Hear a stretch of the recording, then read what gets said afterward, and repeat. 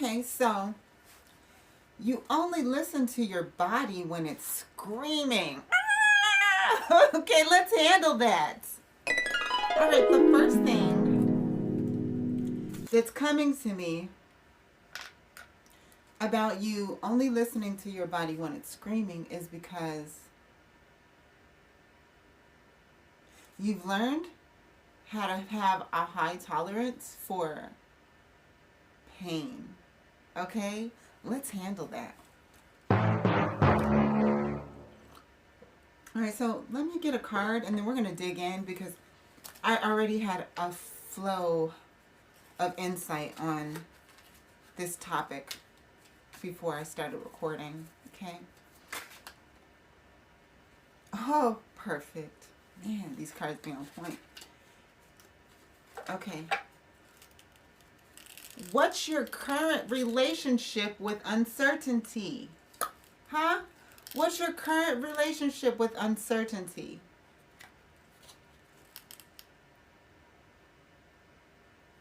Okay. This is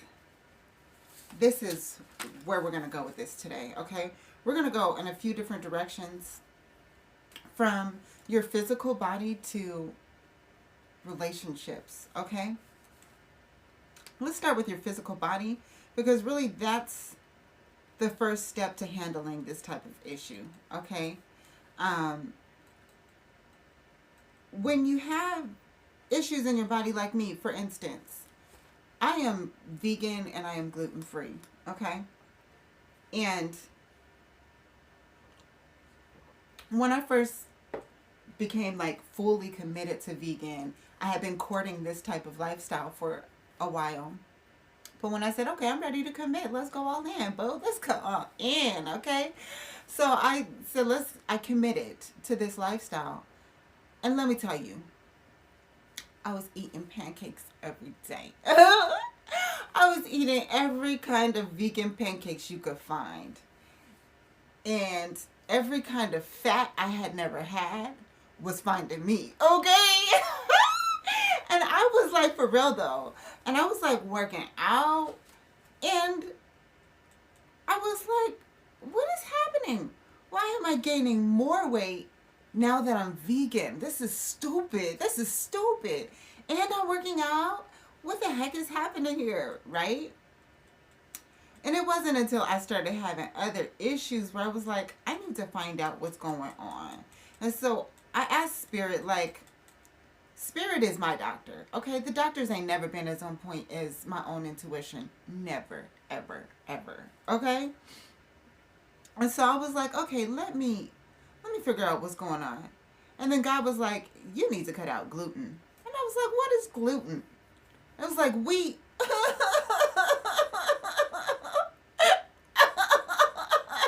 That's how I felt about it. I still be feeling like that about it. Because wheat is in everything. And gluten is in everything, right? And I love me some good old pancakes now. I love me a good biscuit. I love me a good cookie. You know, I love me a good tasty cake, right? And so I cut out gluten and all the weight started dropping immediately. And not only was the weight dropping, but I started realizing my stomach is not supposed to hurt after I eat every time. I'm not supposed to be feeling gurgles and murgles and shurgles all in my belly all the time. I'm not supposed to be getting sleepy after I eat all the time. Wow. So not only did I start losing weight faster, but I started feeling better faster. Okay? And so the screaming part was my body gaining all this weight that it wouldn't drop, right? And I did have little signs. The first little sign was signs that I had been ignoring for years. Signs that had been widely accepted within my culture, right? Of if the food is good, then you get tired, right? Like, oh, it's so good. We need to take a nap. Oh, we need to sit down somewhere. No, it should be, we should be getting up, walking somewhere after we eat, right? We should have some energy. We should have a vibrant nature after we eat. But that's not how I was raised. Like, these are new things that are being taught that my children, my son will know, my future children will know, and they will teach their children, right? On the new nature of our relationship with food from this point on, right? And so that's a small example. You know, like I had been feeling uncomfortable feelings in my bowels for so long, it just felt like it was normal until it until I realized it wasn't. And so now my body feels so good most of the time that if I feel a gurgle and a struggle and a wurgle, I'm like, what did I eat? Right? What was in that food? I can tell immediately if something ain't right, usually. Okay? And that's the same thing. So these are the type of things where your body's screaming because there have been compounded effects that have happened over time that have been ignored. Which is why it's good to get into a practice of meditation and a practice of understanding and learning your chakras, because when you go through each area in your body, you get to know yourself. Like you get to know your partner, like you get to know your wife and your husband. When you're in a long-term partnership, when you're in a marriage and you're in a divine union, the goal is to get to know them as yourself, right? To love them like God, right? And so my relationship with God is me and God, we have a very intimate relationship. And we have a very, very close relationship so that when something's off, God's like, hey, boo. And I'm like, oh, hey, you, right? Okay. And when something's off with me, I'm like, hey, God, what's up with this, right? Now we're going to move into the relationship side of it, of ignoring your body. So especially with women, right? We are highly intuitive beings, okay? Because we give birth to a lot of things. And we can feel the conception, especially if you're really in tune, before there's proof, right? We can feel these things oftentimes. We can, you look beyond my faults and saw my needs. We be looking beyond them thoughts, right? But let me tell you something. Let's leave looking beyond the thoughts to our spiritual beings with no nervous system. That's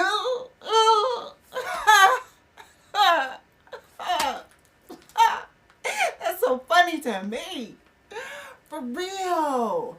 Do you know how many times I got caught up by ignoring my nervous system saying, something's off, girl, something's off.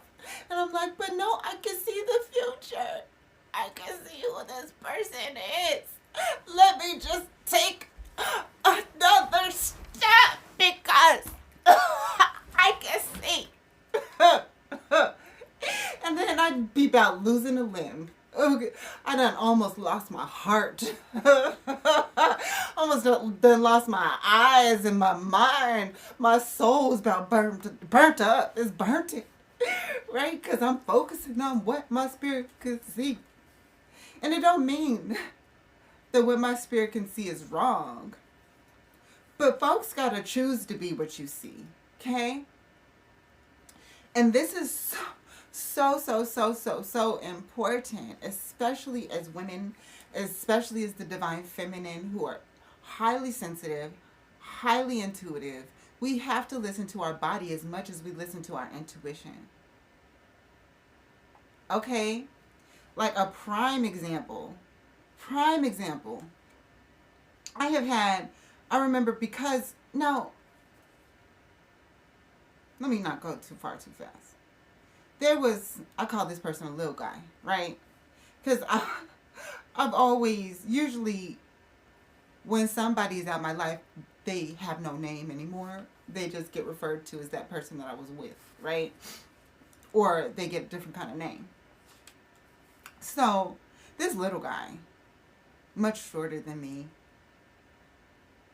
I was fine with that because I was like, man, his courage and his confidence is tall. Like, he's stepping in a way that some of the tallest, like, I've had people who play pro ball ain't being able to step to me like that. You know what I'm saying? Like, okay, well, you short, but come with it then, because you ain't afraid, right? So,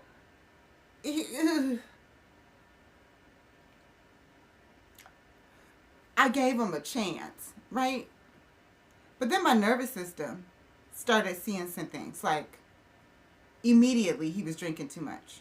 Now, I knew this was a sign because of previous relationships. I was in a highly physical abusive relationship with someone who was an alcoholic, right? And, oh, I thought I was going to love him through it while he was dragging me down them halls by my hair, okay?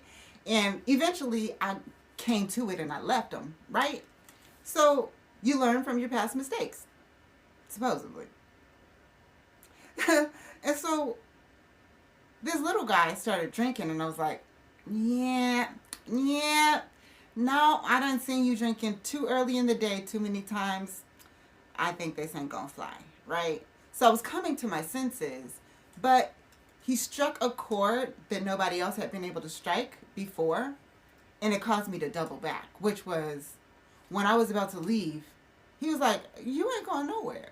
And it wasn't in an abusive way, but it was like, this is how he got me in the first place, right? He had this courage and this confidence. And I'm like, how you gonna tell me I ain't going nowhere? And he's like, nah, girl, I love you too much. You too good. No, what I gotta do? You know, and I was like, man, he's willing to work on it. He's willing to fight for me, right? But my nervous system was saying, he's willing to fight, girl, but you still saw all that alcohol, right? It's not like he's willing to fight and he got other things together. Like, that alcohol was a big sign. That's a deal breaker for you. Alcoholics, you ain't gonna deal with that, right? And I did not listen to my nervous system because my heart was longing for something different, right? And the same thing of him not wanting me to leave became an issue later when I was like, all the signs are adding up and this fool is crazy, right? And I'm not saying all little people are going to be crazy or all people who fight for you are going to be crazy, but there are certain signs you should not ignore when your nervous system is screaming at you, okay? And so eventually I literally had to pull all of my spiritual strength and call on all of my divine backing to get this fool out my house, because he was in my house too. And that was something else I had to learn, right? So I got out of that. But then there was another time after this, years after, where there was someone who God was showing me visions of a clear possibility of a long-term relationship, a divine union, a power couple type of thing, right? But although I could see it, this person wasn't responding at all in the 3D, even though we had another level type of conversation and relationship like in the 5D, right? But it was throwing my nervous system off. And I was ignoring all the little signs of, you can see the future one in your psychic, but your heart needs a hug. Your cheek needs a kiss. Your hand needs a hold. Your ears need a real conversation, right? And I was ignoring all these things until one day I found myself on the bed with tears coming down my face, feeling lonely and sad. And I said, girl, you got all these options. Why are you lonely and sad? It's not that I don't have somebody to pick, but it's when you feel aligned in a certain area and you think it's a match, sometimes you make sacrifices against your nervous system. And that didn't last too long, right? Because what I realized from past experiences, yes, all these other things line up, but also at this point, if someone doesn't respect my nervous system, they're not the person for me. If they don't want me to feel safe, they're not the person for me. If they don't have courage enough to step up and say their truth, whatever it is, they're not the person for me. And so you get better faster when you listen to your nervous system, right? And it doesn't mean even if the person comes back and they step up, okay, cool. At least you're doing something right, but you don't compromise your nervous system for a what if. Don't compromise your nervous system for a what if. What if this food doesn't hurt me this time? What if I sacrifice how my heart is really feeling because it might work out? No, boo. If God's showing you, it's going to come through regardless, without you having to sacrifice your well-being, without you having to sacrifice your nervous system, without you having to sacrifice your happiness and your joy and your sensitivity and your softness. Okay? This is so important. So let me pull one more card. That's it. There you go.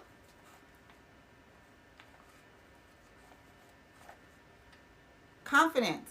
I'm confident in my personal powers and ability. Okay, so this is going to help you listen to your body before it starts screaming. You have to be confident in your ability to attract that which you are really a match for. Meaning, and I want to go beyond saying attract what you deserve, right? Because sometimes we think we deserve more than what we're ready for. Okay? But you can attract what you're a match for. That puts you in a place of accountability. Of making sure you're a match for the things you feel like you deserve. Making sure you're a match for the lifestyle that you want. Okay? So be confident in your ability to raise your vibration enough to get in a frequency of mutual communication, to get in a frequency of mutual love, mutual devotion, mutual respect, mutual vision, mutual reverence for God, mutual righteousness, right? You have to rise your vibration in that. And when you are in that vibration, it helps you to know that you are worthy of that without sacrificing your well-being. And this is even with food. So even with me, like now that I am vegan and gluten-free, I still like me a good cookie. I still like me certain kind of pies, not a whole lot of pies, or cake sometimes, right? But now it's like, I know what I like, I know what I want, and I'm not just going to I'm not just going to jump into anything because I want something. Just because I want something this salty and sweet, I'm not just about to go eat a piece of pork with maple on it. You know, that's how we end up feeling lonely and sad sometimes, because you have a precise, refined taste, right? But then that means you build a world for that. So although God gave you a vision for someone or something, if they don't step up to the plate, you best believe God's going to give you another option, right? Okay? And sometimes you have to create that option, like me, which is why I cook every day almost. It's because I refuse to settle for a dull, bland life. And so if there's no places within my reach where I don't have to always travel to go get something, I'm going to make it right at home. I'm going to become so magnetic that it comes to me. Right? And you can do the same thing. Here are 3 journal prompts to help you face this truth of why you only listen to your body when it's screaming, and handle it so you can actually raise your vibration into something different. Okay? Number 1. What signals has my body been giving that I keep overriding? Okay? Number 2. Where did I learn that rest, softness, or pleasure must be earned? And then number 3. What would honoring my body today look like without explanation or apology? Okay? You've got this. But you have to prove it to yourself. All right? Remember, we don't hide from the truth. We handle it sovereignly. Peace, y'all.